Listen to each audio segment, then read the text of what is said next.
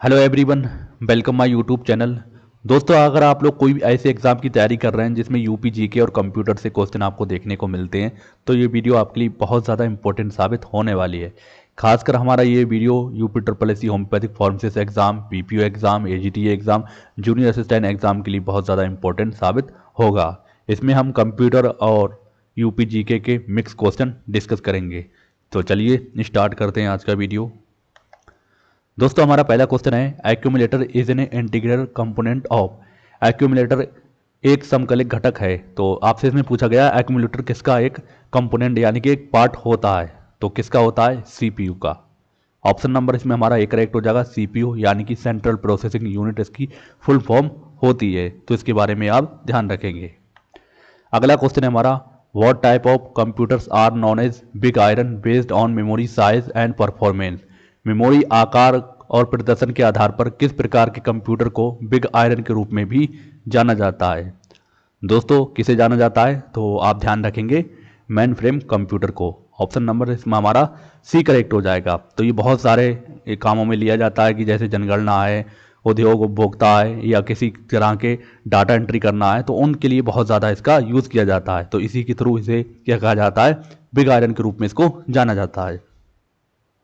Option C हमारा correct हो जाएगा।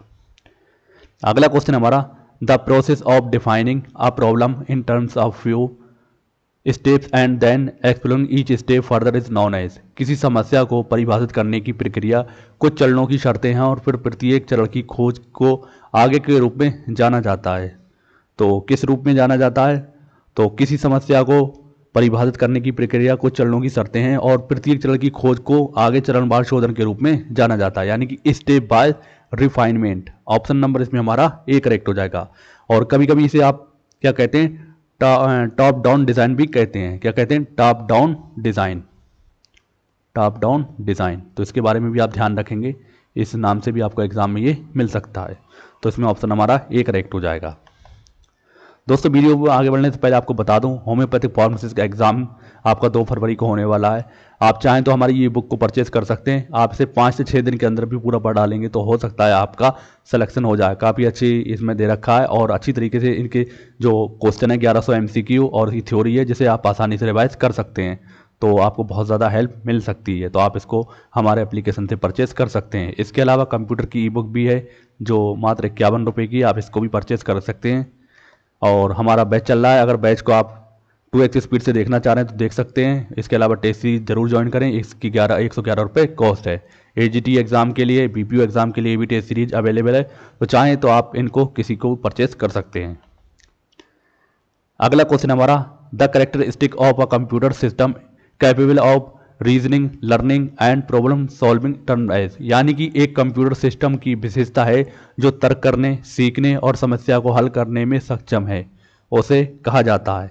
दोस्तों, उसे हम क्या कहते हैं? तो उसे हम कहते हैं एआई, यानी कि आर्टिफिशियल इंटेलिजेंस। क्या कहते हैं? Artificial intelligence.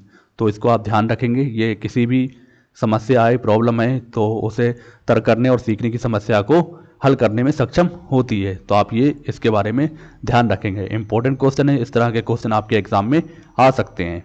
तो ऑप्शन ए करेक्ट हो जाएगा। अगला क्वेश्चन है हमारा, what indicate that the motherboard battery has failed. यानी कि निम्नलिखित में से कौन इंगित करेगा कि मदरबोर्ड की बैटरी विफल हो चुकी है? दोस्तों, ये कौन शो करेगा? तो आप ध्यान रखेंगे, hardware setting including current date and time reward to default values. तो इसमें ऑप्शन नंबर हमारा कौन सा करेक्ट हो जाएगा? ऑप्शन नंबर डी करेक्ट हो जाएगा। तो इसलिए जब मदरबोर्ड की बैटरी करप्ट होगी तो आपकी जो डेट है या समय है इनमें डिफ़ॉल्ट मानों में वापस लौट जाएंगे। तो आप इसको ध्यान रखेंगे। अगला क्वेश्चन है हमारा, अगला क्वेश्चन है, the technology that creates a virtual world where people can interact is called. उस नई तकनीक को क्या कहते हैं जो एक कृत्रिम दुनिया के सृजन की क्षमता प्रदान करती है और उसमें लोग परस्पर अंतःक्रिया भी करने लगते हैं? दोस्तों, उसे क्या कहते हैं? आप ध्यान रखेंगे, उसे कहते हैं वर्चुअल रियलिटी, यानी कि आभासी वास्तविकता। ऑप्शन नंबर इसमें हमारा कौन सा करेक्ट हो जाएगा? ऑप्शन नंबर बी करेक्ट हो जाएगा। तो ये आर्टिफिशियल दुनिया या आर्टिफिशियल वर्ल्ड का सृजन करता है जिससे लोग परस्पर अंतःक्रिया इसमें करने लगते हैं। तो ये इसके बारे में आप ध्यान रखेंगे। ऑप्शन बी करेक्ट हो जाएगा। अगला क्वेश्चन हमारा, what is correct full form of virus in computer programming, यानी कंप्यूटर प्रोग्रामिंग में वायरस का सही पूर्ण रूप क्या है। इंपॉर्टेंट क्वेश्चन है, इस तरह के क्वेश्चन आपके एग्जाम में आ सकते हैं। तो क्या है, vital information resource under seize, ये वायरस की फुल फॉर्म होती है। ऑप्शन नंबर इसमें हमारा बी करेक्ट हो जाएगा। और ये डिवाइस में सेव होकर उसके डाटा चोरी और उसको लॉस करने की पूरी ताकत रखता है, तो इसको आप ध्यान रखेंगे। ऑप्शन हमारा बी करेक्ट हो जाएगा। अगला क्वेश्चन हमारा, what is the full form of ATM. तो एटीएम के बारे में आप जानते ही होंगे, एटीएम से आप पैसे निकालते हैं। तो एटीएम का संक्षिप्त रूप क्या है। तो एटीएम की फुल फॉर्म क्या होती है, ऑटोमेटेड टेलर मशीन। क्या होती है, ऑटोमेटेड टेलर मशीन। आपको ऑटोमेटिक से कंफ्यूज नहीं होना है, तो इसके ऑटोमेटेड टेली मशीन ये तो नहीं हो सकता, तो इसमें ऑप्शन बी हमारा करेक्ट हो जाएगा, ऑटोमेटेड टेलिंग मशीन। और इसका सर्वप्रथम जो प्रयोग किया गया था 1967 में। कब किया गया था, इंपॉर्टेंट क्वेश्चन है। 1967 में कहाँ पर किया गया था, लंदन के अंदर। लंदन के अंदर इसका प्रयोग किया गया था, तो ये भी आप ध्यान रखेंगे। अगला क्वेश्चन हमारा, saving your current file as a new one without overwriting the original can be done via. आपकी मौजूदा फाइल नए रूप में किसके द्वारा सेव की जा सकती है बिना आपकी मूल फाइलों को अलेखित किए बिना। तो उसे किस तरह से कर सकते हैं सेव एज के थ्रू।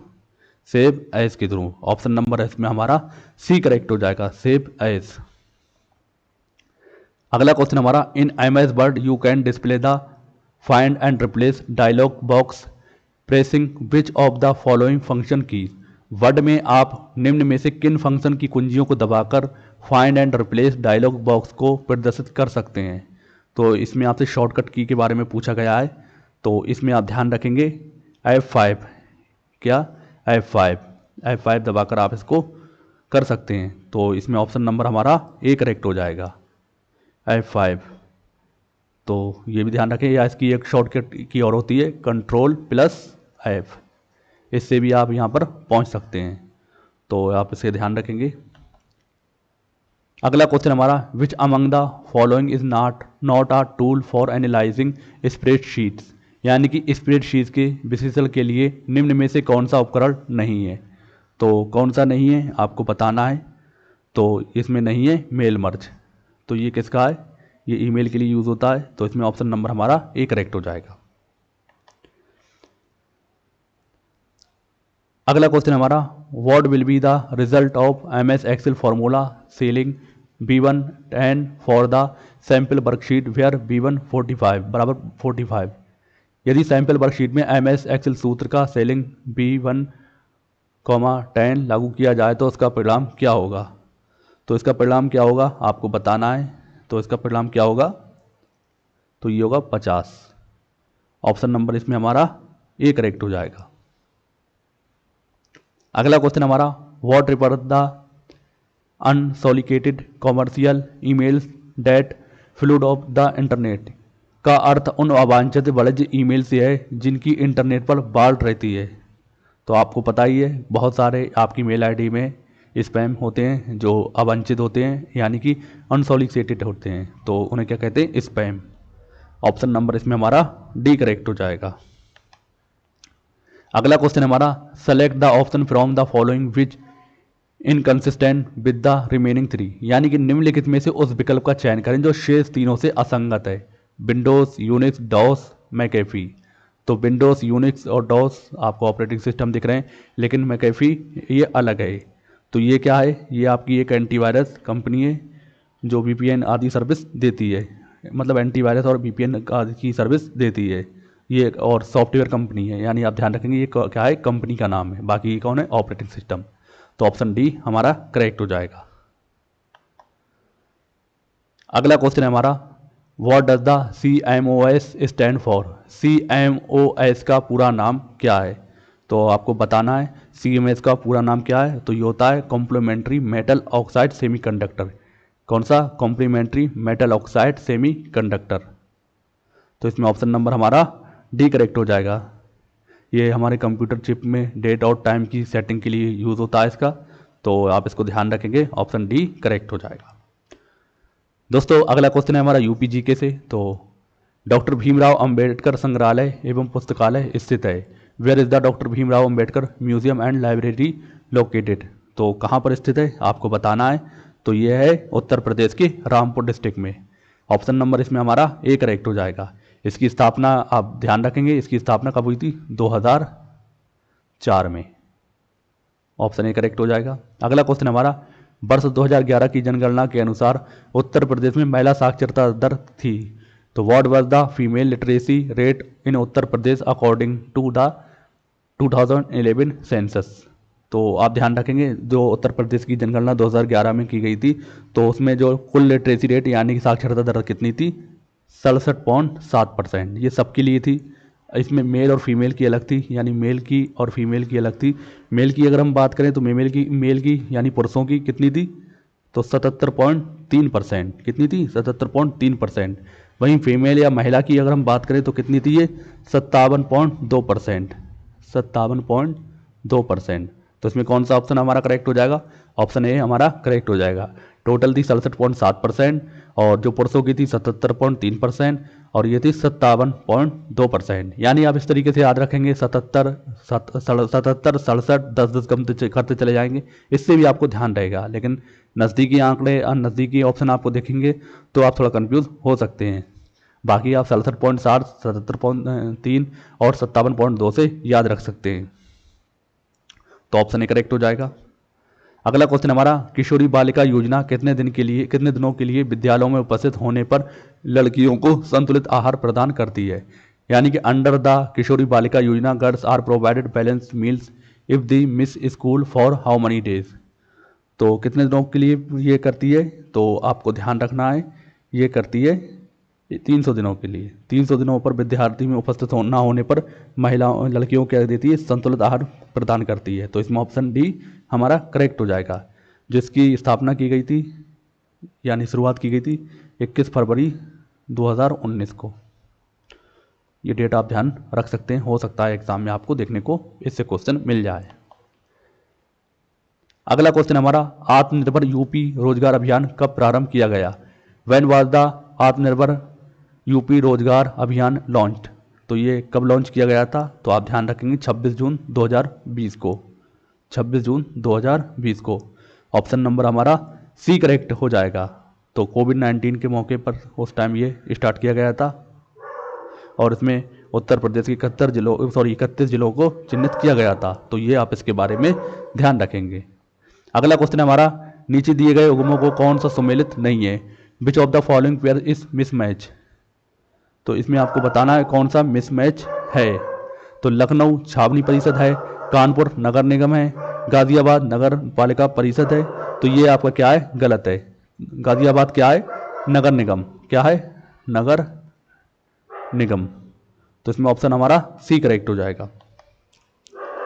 अगला क्वेश्चन हमारा, उत्तर प्रदेश में कितने विश्वविद्यालयों के नाम डॉक्टर भीमराव अंबेडकर पर रखे गए हैं? How many universities in Uttar Pradesh are named after doctor Bhimrao Ambedkar? तो इसके बारे में आपको बताना है। तो कितने रखे गए हैं? 2 पर, 2 के। ऑप्शन हमारा बी करेक्ट हो जाएगा। जो लखनऊ और जो आगरा के विश्वविद्यालय हैं इनमें रखा गया है, तो ये ध्यान रखेंगे, और दोनों ही केंद्रीय विश्वविद्यालय हैं। तो ऑप्शन बी करेक्ट हो जाएगा। अगला क्वेश्चन हमारा, उत्तर प्रदेश और उत्तराखंड की किस जनजाति में युवागृह प्रथा प्रचलित है? यानी कि which tribe in Uttar Pradesh and Uttarakhand practises the Yuvagriha tradition? तो ये किस में प्रसिद्ध है? आपको ध्यान रखना है, ये है भोटिया जनजाति में। कौन सी जनजातियों में? भोटिया जनजाति में। ऑप्शन हमारा डी करेक्ट हो जाएगा। अगला क्वेश्चन है हमारा, निम्नलिखित में से कौन सा एक सही सुमेलित नहीं है? तो इसमें आपको बताना है कौन सा सही सुमेलित नहीं है। एटा नगर पालिका परिषद है, आगरा नगर निगम है, मलियाबाद नगर पंचायत है, गोरखपुर नगर पंचायत है। तो इसमें कौन सा नहीं है? तो इसमें हमारा कौन सा हो जाएगा? ऑप्शन डी हमारा करेक्ट हो जाएगा। गोरखपुर नगर पंचायत नहीं है। तो ये ध्यान रखेंगे इसके बारे में। अगला क्वेश्चन हमारा, रामनगर बनारस में रामलीला का मंचन कितने दिन होता है? For how many days does the Ramlila performance last in Ramnagar Varanasi? तो कितने दिनों होता है आपको बताना है, ये 31 दिनों। ऑप्शन हमारा सी करेक्ट हो जाएगा। तो 31 दिन तक ये होता है। अगला क्वेश्चन है हमारा, प्रसिद्ध सूफी संत शेख सलीम चिश्ती की दरगाह उत्तर प्रदेश के किस स्थान पर है? Where is the dargah of famous Sufi sant Sheikh Salim Chishti located in Uttar Pradesh? तो कहाँ पर है? फतेहपुर सीकरी में। ऑप्शन नंबर हमारा सी करेक्ट हो जाएगा, फतेहपुर सीकरी। तो आप इसको ध्यान रखेंगे, इस तरीके के क्वेश्चन आपको यूपीजीके से देखने को मिल सकते हैं। अगला क्वेश्चन हमारा, वर्तमान उत्तर प्रदेश में भारत के प्राचीनतम 16 महाजनपद में से कुल कितने महाजनपद स्थित थे? How many of the ancient 16 mahajanapada were located in present day Uttar Pradesh? आपको पता है जो हमारे प्राचीन भारत में 16 महाजनपद हुआ करते थे, तो उनमें से 8 महाजनपद किस में थे? उत्तर प्रदेश के थे। ऑप्शन नंबर हमारा सी करेक्ट हो जाएगा। तो आप इसको ध्यान रखेंगे, इंपॉर्टेंट क्वेश्चन है। अगला क्वेश्चन हमारा, यमुना एक्सप्रेस वे है, the Yamuna express way is? तो यमुना एक्सप्रेस वे आपको बताना है कहाँ से कहाँ तक के लिए, तो यह है ग्रेटर नोएडा से लेकर आगरा तक। ऑप्शन नंबर इसमें हमारा बी करेक्ट हो जाएगा। तो ये 6 लेन का एक एक्सप्रेस वे है, आप ध्यान रखेंगे। और इसकी लंबाई भी हो सकता है आपको उससे पूछ लें, तो कितनी है? तो इसकी लंबाई लगभग 165 किलोमीटर है। कितनी है? 165 किलोमीटर। अगला क्वेश्चन हमारा, उत्तर प्रदेश में पाए जाने वाले प्रमुख खनिज हैं, the major minerals found in Uttar Pradesh are? तो उत्तर प्रदेश में पाए जाने वाले प्रमुख खनिज आपको बताना है कौन से हैं, तो लाइमस्टोन और डोलामाइट। तो इसमें ऑप्शन नंबर हमारा बी करेक्ट हो जाएगा, आप इसको ध्यान रखेंगे। आपको इसमें मैच करना है, तो चुर्क सीमेंट फिरोजाबाद, चुर्क सीमेंट से सही है। फिरोजाबाद चूड़ियों के लिए प्रसिद्ध है, अलीगढ़ के ताले प्रसिद्ध हैं, मेरठ का खेल का सामान प्रसिद्ध है। यानी कि 1 2 3 4, ऐसा तो कोई ऑप्शन नहीं है, तो आप ध्यान रखेंगे 1 2 3 4, ये आप ध्यान रखेंगे। कोड आपको कुछ भी देखने को मिल सकता है। अगला क्वेश्चन है, उत्तर प्रदेश में कृत्रिम रबड़ का कारखाना अवस्थित है, the artificial rubber factory in Uttar Pradesh is located at? तो उत्तर प्रदेश में जो कृत्रिम रबड़ का कारखाना कहाँ पर है आपको बताना है, तो ये है बरेली में। ऑप्शन नंबर इसमें हमारा डी करेक्ट हो जाएगा। तो इसके अलावा भी आप ध्यान रखेंगे, जो कृत्रिम रबड़ कारखाना मोदीनगर गाजियाबाद में भी है, लेकिन इसका जो सही आंसर है कहाँ पर है? बरेली में। अगला क्वेश्चन हमारा, निम्नलिखित में से कौन सा युग्म सम्मिलित नहीं है? तो which of the following pairs are incorrectly matched? तो वाराणसी संस्कृति धर्म से संबंधित है, संस्कृति एवं धर्म से संबंधित है, लखनऊ प्रदेश की राजधानी है, झांसी औद्योगिक केंद्र नहीं है। तो आप ध्यान रखेंगे झांसी क्या नहीं है? औद्योगिक केंद्र। इसमें आपको गलती बताना है, मुरादाबाद पीतल उद्योग से संबंधित है, झांसी को इसकी जगह आप ध्यान रखेंगे ऐतिहासिक पर्यटन स्थल है। तो इसमें ऑप्शन सी हमारा करेक्ट हो जाएगा। अगला क्वेश्चन हमारा, उत्तर प्रदेश में पर्यटन विकास निगम की स्थापना हुई थी, the Uttar Pradesh tourism development corporation was established in? तो उत्तर प्रदेश में पर्यटन विभाग की स्थापना कब की गई थी? 1972 में। ऑप्शन नंबर इसमें हमारा कौन सा करेक्ट हो जाएगा? ऑप्शन नंबर हमारा ए करेक्ट हो जाएगा। तो आप इसको ध्यान रखेंगे। अगला क्वेश्चन हमारा, कौन सी नहर उत्तर प्रदेश में अधिकतम क्षेत्रफल की सिंचाई करती है? Which canal irrigates the maximum area in Uttar Pradesh? तो कौन सी करती है आपको बताना है, तो ये करती है शारदा नहर। ऑप्शन नंबर हमारा सी करेक्ट हो जाएगा, शारदा नहर। अगला क्वेश्चन हमारा, किस फसल का उत्तर प्रदेश भारत में सर्वप्रथम उत्पादक है? Which crops in is Uttar Pradesh the leading producer of India? तो उत्तर प्रदेश आप सब जानते होंगे गेहूं में नंबर 1 पर है उत्पादन में, तो आप ध्यान रखें ऑप्शन नंबर हमारा डी करेक्ट हो जाएगा, गेहूं यानी कि वीट। अगला क्वेश्चन हमारा, उत्तर प्रदेश में किस फसल चक्र का क्षेत्रफल अधिक है? Which crops rotation covers the largest area in Uttar Pradesh? तो किसका है? धान और गेहूं का, राइस एंड वीट का। ऑप्शन नंबर इसमें हमारा ए करेक्ट हो जाएगा। तो इंपॉर्टेंट क्वेश्चन है, ध्यान रखेंगे। दोस्तों ये थे यूपीजीके और कंप्यूटर के most important question. I hope आपको ये पसंद आए होंगे और आपने इसकी प्रैक्टिस भी अच्छे से की होगी। अच्छे से की है तो उम्मीद करता हूँ आने वाले एग्जाम में जो यूपी और जीके से क्वेश्चन पूछे जाएंगे कंप्यूटर से, तो आपको हेल्प मिलेगी।